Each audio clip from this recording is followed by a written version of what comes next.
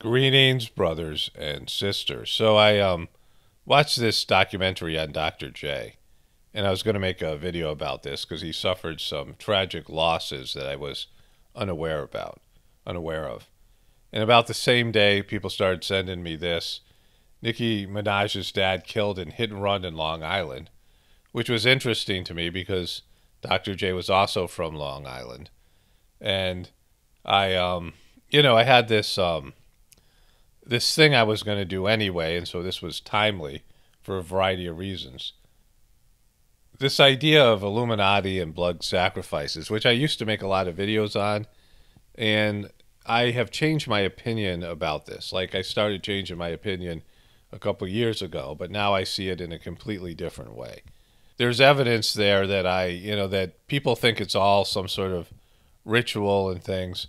It's now become something big on the internet. I mean, there's lists, right? There's all these various people, long lists. I mean, almost every A-list Hollywood celebrity, there's books on it, has been a part of this in some way or another. They've lost somebody. Of course, a lot of celebrities die young themselves, right? And so this is QAnon, blood libel, and the Satanic Panic.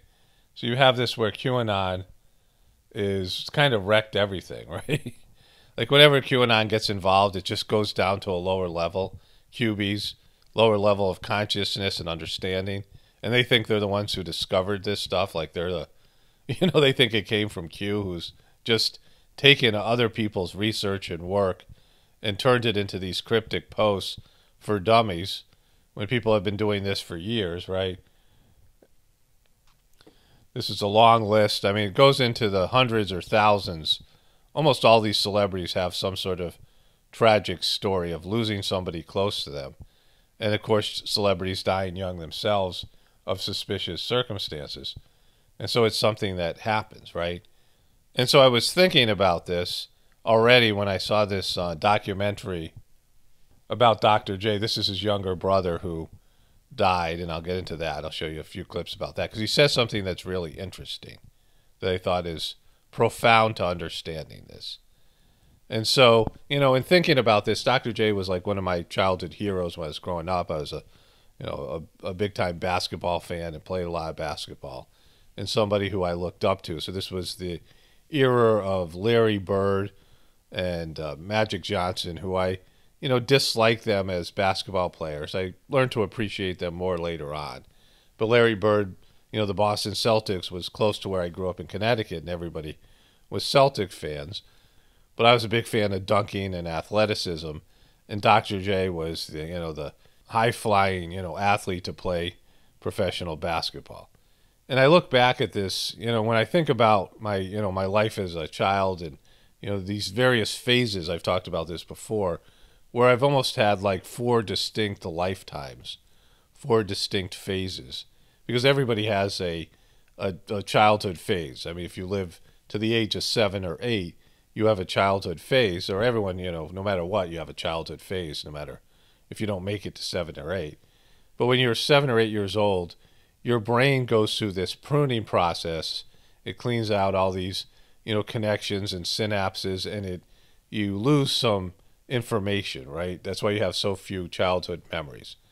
And so you have your early childhood where you're limited in your capacity and you're innocent and things like this. And then you have your next phase, your childhood phase, the time you're a teenager to a young adult. And then things change drastically then because now you're in the adult world. And so I look at those as like, 2 distinct phases, maybe 3 phases. But then the big change came for me when I turned 29. And then I started doing the heartfulness system of meditation.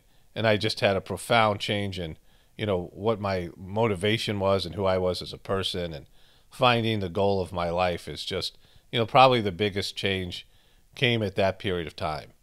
And so I look back at my life before that as, almost being a different person, when people talk about being born again, right?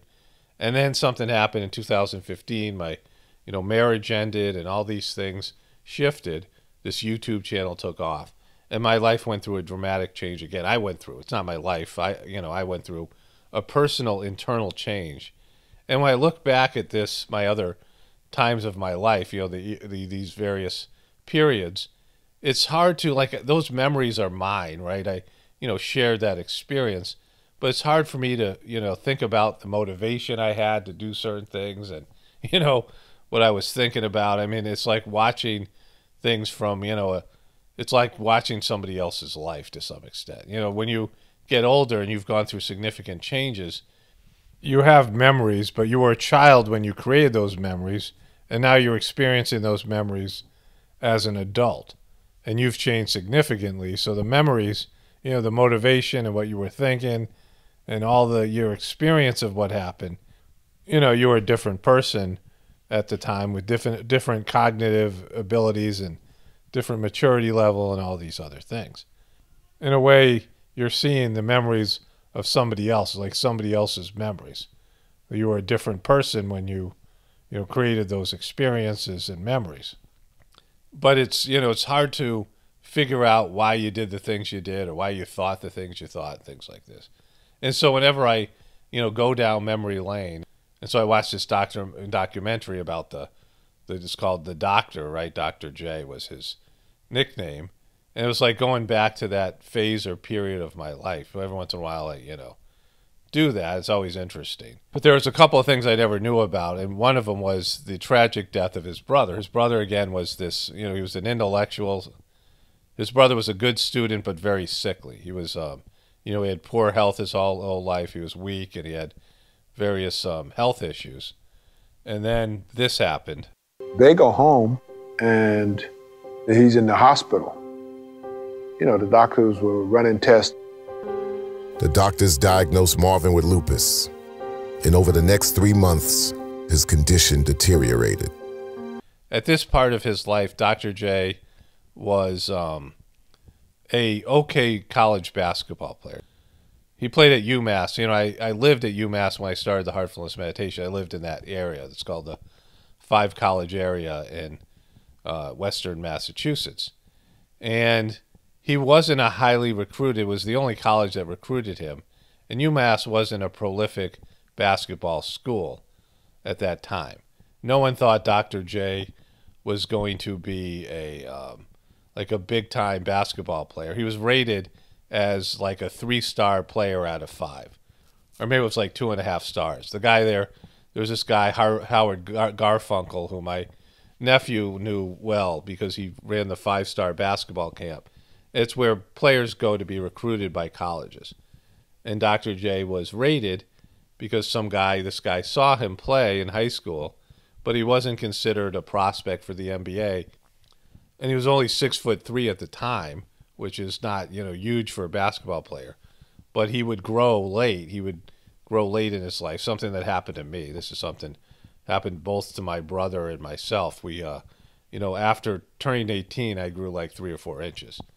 And so, people who do that, there's a significant, if you're not full grown in high school, you have a different sort of a life, right?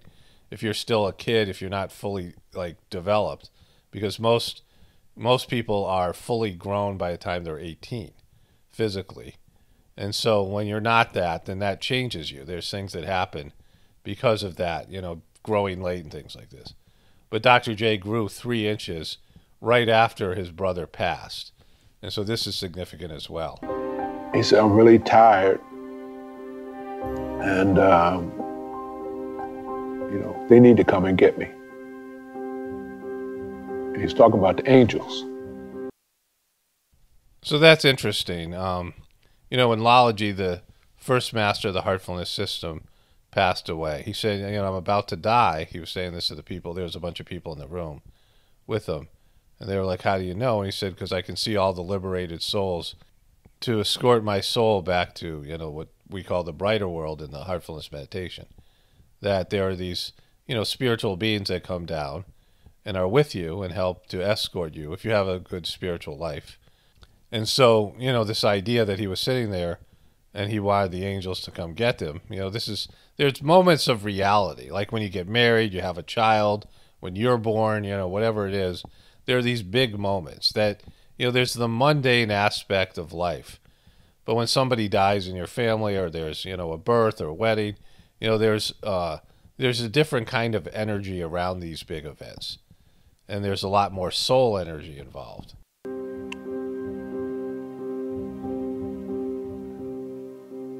And that was the last thing he said to me.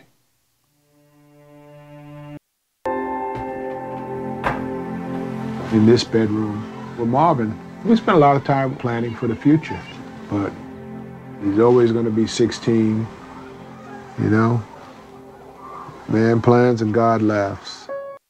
It's interesting he said this because it's a saying that's used in the heartfulness system. Babaji is given this, Babaji, the second master of the system, in these channeled messages has said this, man plans and God laughs. So I found that interesting. And then he said this really profound thing to understand this idea of whatever it is, blood sacrifices. After his funeral, all I could do is take his spirit with me.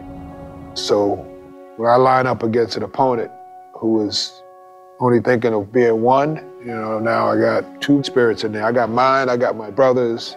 I have a slight advantage. So it's interesting that he said that, right? That he now had his brother's spirit in him, his, whatever that means, his soul. I mean, think about that, because Dr. J became more of an intellectual person after his brother passed, or whatever it is. And then he grew 3 inches, and that's when his basketball career took off, right after his brother died. It's distinctively pointed out here in the documentary. He grew 3 inches, and, or he was growing during that period of time, and his skill level went from being, an average player to somebody who was going to be an MVP of the NBA and the ABA. The ABA was another basketball league at that time, where Dr. J was the premier star of that league, where he became an elite athlete and competitor. That happened in conjunction with his brother's death. So I'm going to come back to this because it's important to understand this. Clearly, the Illuminati weren't involved in this, right? Clearly, there was no human consciousness involved in what happened here in terms of this story. And he's very open about it. He's, honest about it. Very emotional, somebody who wasn't very emotional when you don't see him emoting very much over his career. And so this is the story here. And, there's no human consciousness. There was no human sacrifice here. There's no human plan to have his brother get lupus and him grow 3 inches and become the #1 basketball player during his era.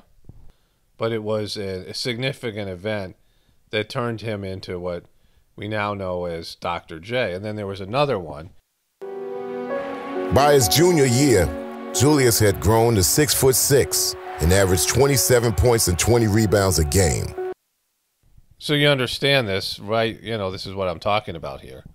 I mean, he took off as an NBA basketball player, now with what he said, 2 spirits, his brother's spirit, inside of him. And then there was a second loss here, a tragedy with his son. Sad news this morning, a tragic discovery in Florida where authorities announced they believe they have recovered the body of basketball legend Julius Erving's missing son. So my birthday is July 7th, which is weird. But I didn't hear about this. Like, I didn't have a TV at the time, and I went through periods of my life where I wasn't watching TV or didn't know about current events. I mean, long periods of time, 2, 3, 4 years of, being disconnected. So I didn't even hear about his son dying. His son went out to pick up bread when they were having a family cookout or barbecue and disappeared for like 20 days. They didn't know where he was, which is, that's the worst thing that can happen. And this is, again, he's, quite old. Researchers found Corey Irving's car submerged in a pond near the Irving family home. And so what the story was that he just took a wrong turn and drove into a pond, which, I don't know what to say about that, but that's the story. There's a little deja vu. I lost my brother when I was 19. Now Corey was 19. And so his son died when the same age that he was when his brother passed away. It was the worst thing that ever happened in my life. So here is the Long Island, New York cemetery. He went back to Long Island. This is where his brother's buried. And so part of this show was him going back to where he grew up. And they talk about Rucker Park in Harlem, this famous place where, all these, it's a basketball legends play in this summer league.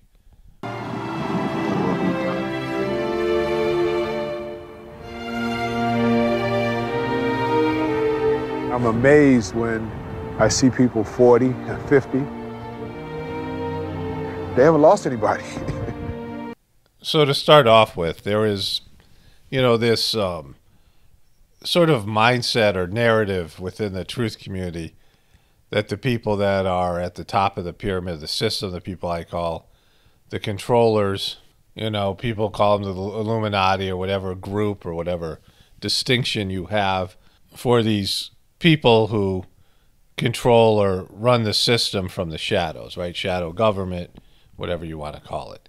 And you have these groups, whatever, the Freemasons, like Skull and Bonesers, and you have these various sort of fraternities, and they are micromanaging everything that has to do with the system. And they're conscious of things down to the smallest level in terms of this plan. And there is, a long-term plan. There is a system in place, a controlling system, and the people who run it have to control things. But in terms of micromanaging so many of these smaller events, things that they could care less about, again, this is, a very arrogant group that thinks of themselves as higher evolved, right? Thinking of their human brothers and sisters as like livestock or slave, they're not really all that interested in the details of all of these people. I mean, think about the Hollywood celebrities being a much lower group in terms of the pyramidal structure, the pyramidal hierarchy, maybe not even being in the capstone of the pyramid or maybe in the lowest level of the pyramid. So if you think about that, right, and you look at this story, this Dr. J story, someone who, has a good heart, like you can tell that Dr. J is softer on the inside and more intelligent than most athletes, more thoughtful, more introspective, as you watch the documentary, if you know anything about him.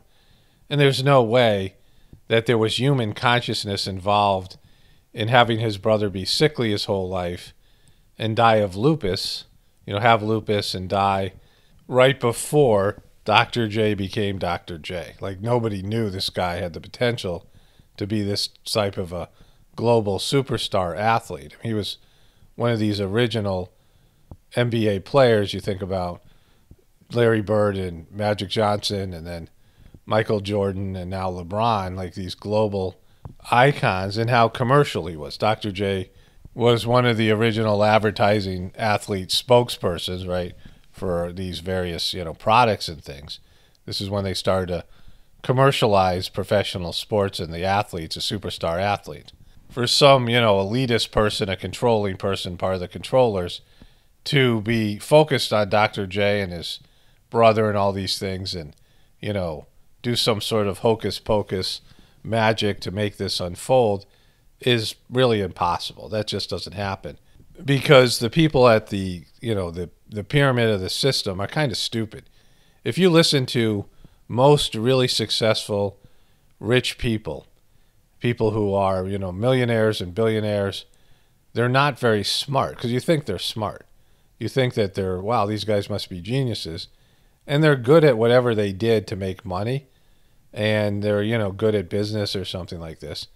But it isn't rocket science. They're not the smartest people. Oftentimes they have poor social skills. They're kind of weird. You listen to these billionaires and like these, bankers, these guys who are in charge of banks. They're not smart at all. They're not like evolved. They don't have that kind of consciousness. They don't have that expansive consciousness that they could manifest things and control all these things in ways that people in the truth community have been led to believe. These guys are mostly kind of dopey. I'm always, kind of surprised at how stupid they are. They're not bright, they're not quick, they're not, interesting. I mean, they don't have anything that you would say is being able to expand your consciousness to control everything and micromanage everything. That comes with spiritual development. As you become a higher developed spiritual soul, you can expand your consciousness and be in touch with everything that's happening in this world and other places. And I mean, you're able to do more things with your time and slow time down. I mean, there's all these things that you can do to do more expansive work, right?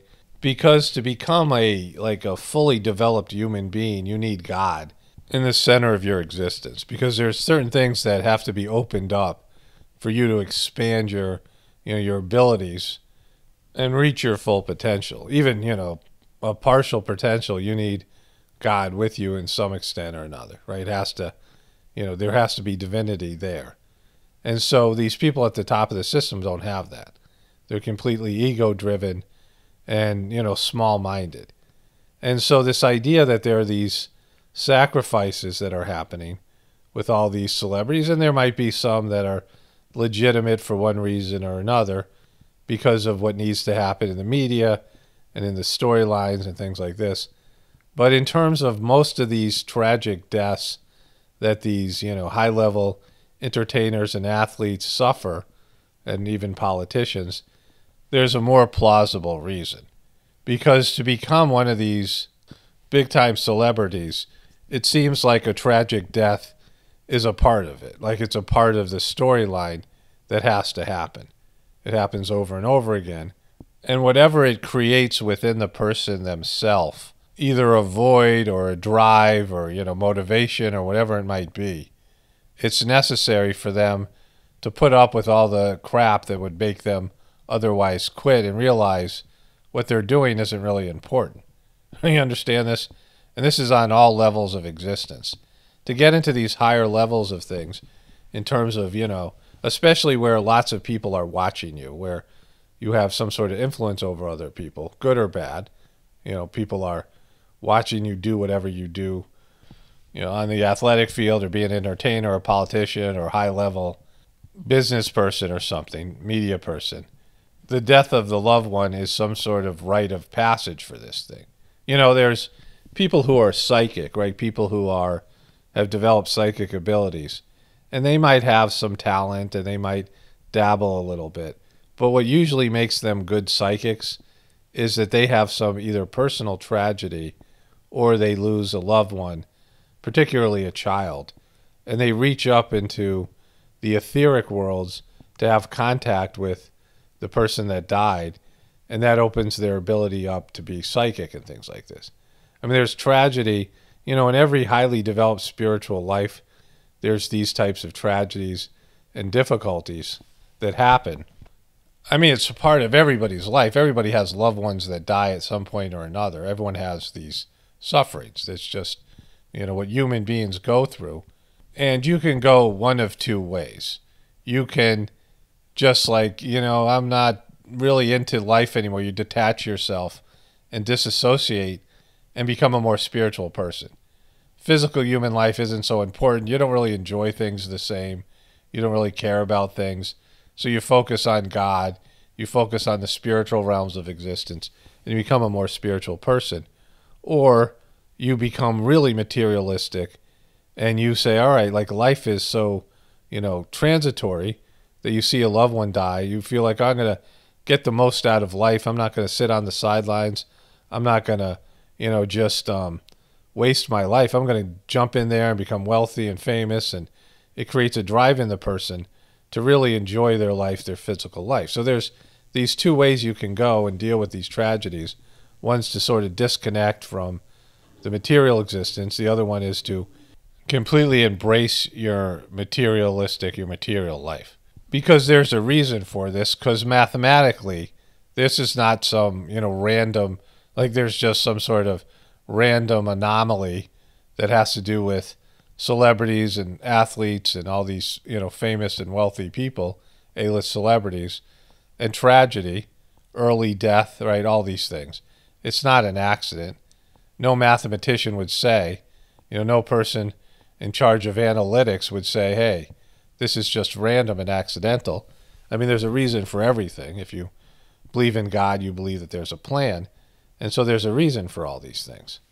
The masters of the heartfulness system all suffered various tragedies. Master Charji probably the worst of it. I mean, both Master Charji and Lalaji lost their moms at a very early age. I think Illuminati was around 7, but Master Chargy, he was 5 years old when his mother died shortly after childbirth.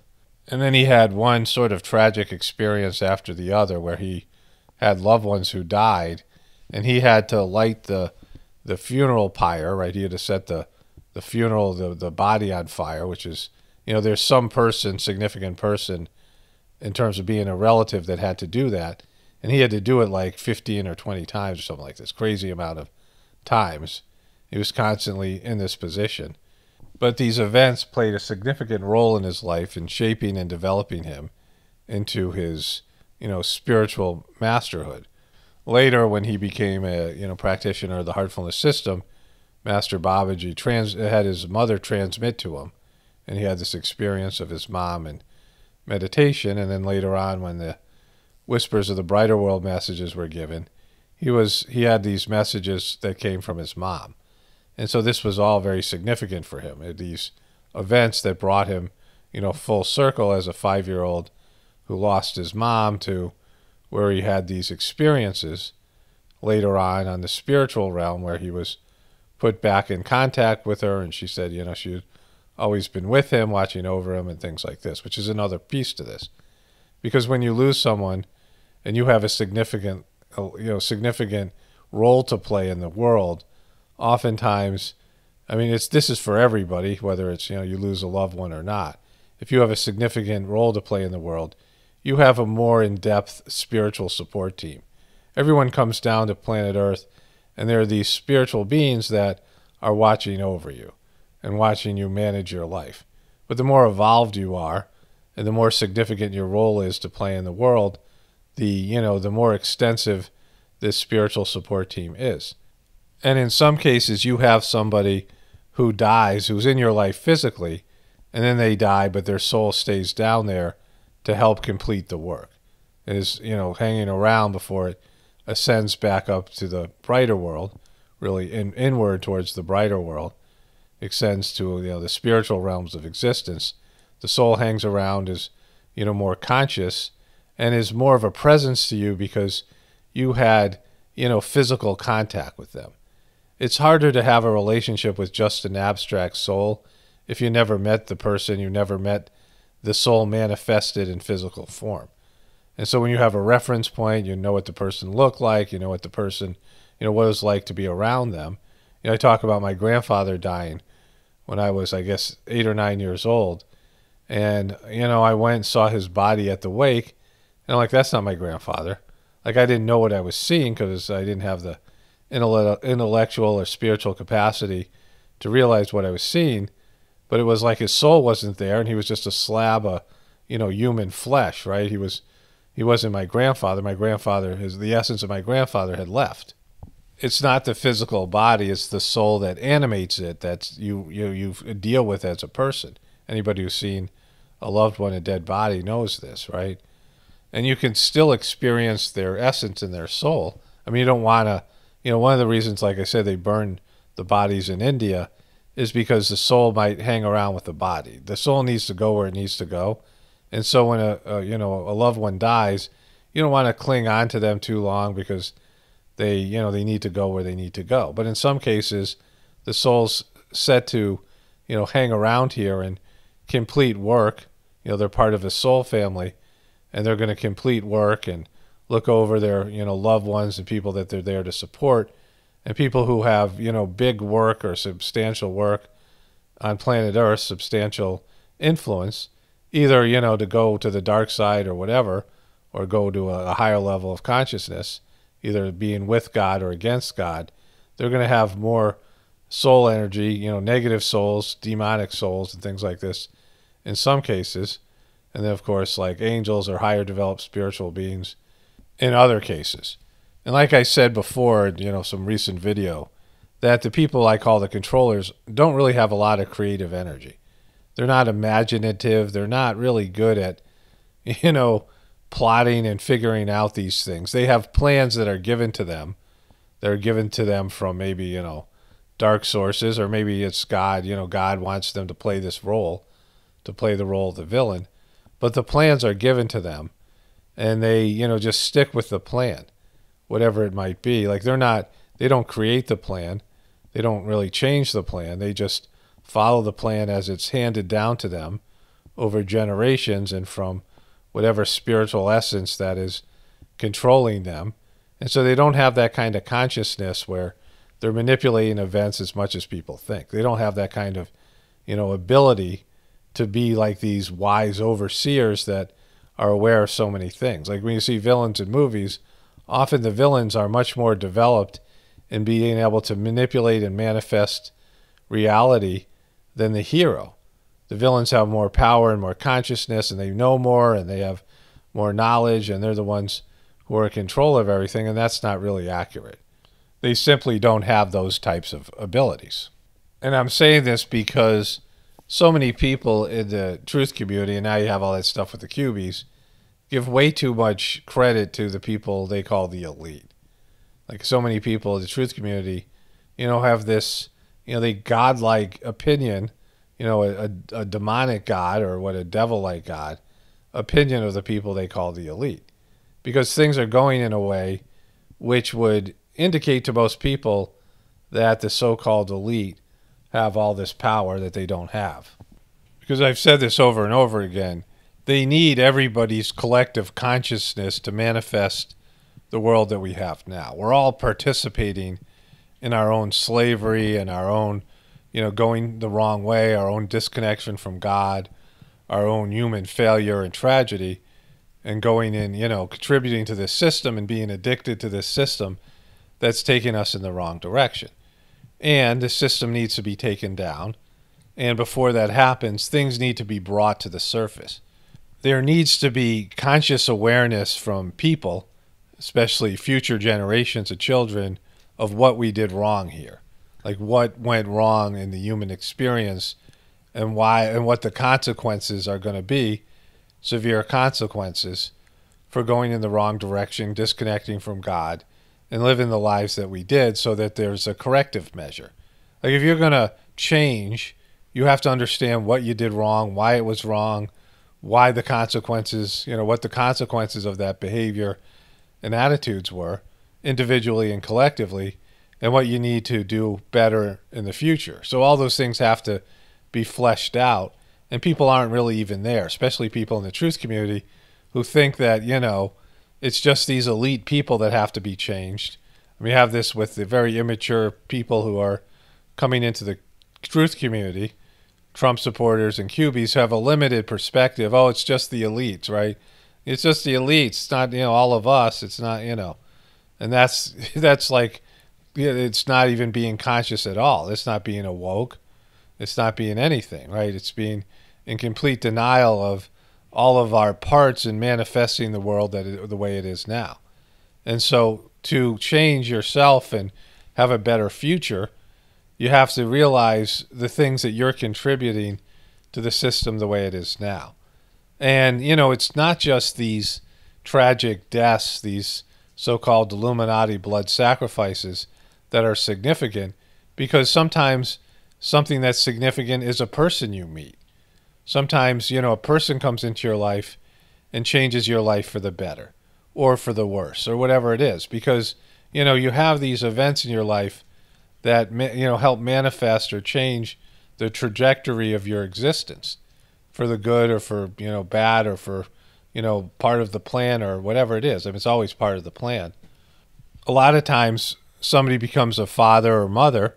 I mean, it's more so for mothers, but sometimes fathers as well.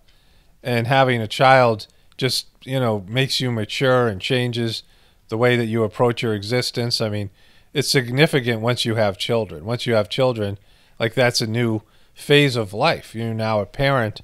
Whatever that means for you, it's still a huge change where you're no longer just living for yourself, and now you have these responsibilities and these kids that you love that are more important to you than your own life, right? And that's, a significant change. And then you start to see things differently. You now see your parents differently, right? And you see your orientation to life is different. And so there's these events that happen as they unfold, and they, make you go in one direction or another. Like you have to change and you have to become something different. If there's one thing that most people who are in the truth community have to get rid of, have to see it just doesn't serve them, is this glorification of the, so-called elite or the Illuminati or controllers, the deification where you think that they're able to do things they're simply not.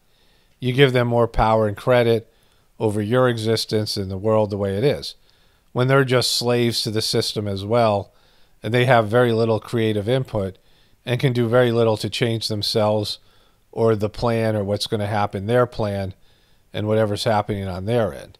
The people who are in charge of this, I mean, I've said this before, the structure of, just look at what happened to Trump. So Trump wasn't what the right wing and Trump supporters and QBs thought he was, but he certainly went off script quite a bit. He wasn't as controlled. He made sovereign decisions. He did things his way. He didn't capitulate and, act presidential and do what the powers that be wanted him to do all the time. He did have handlers and he was controlled, but he went off script and things, and he was more spontaneous.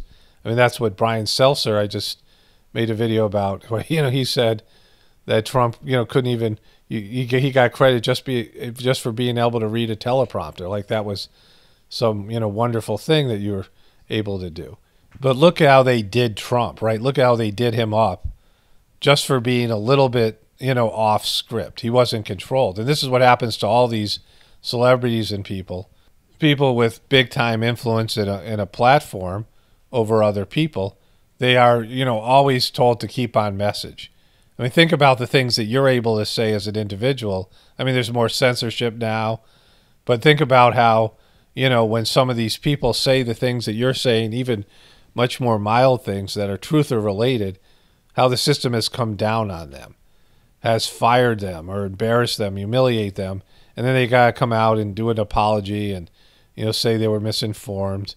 And so, they're so controlled all the way up. The higher you go up in the pyramidal structure, the more controlled they are.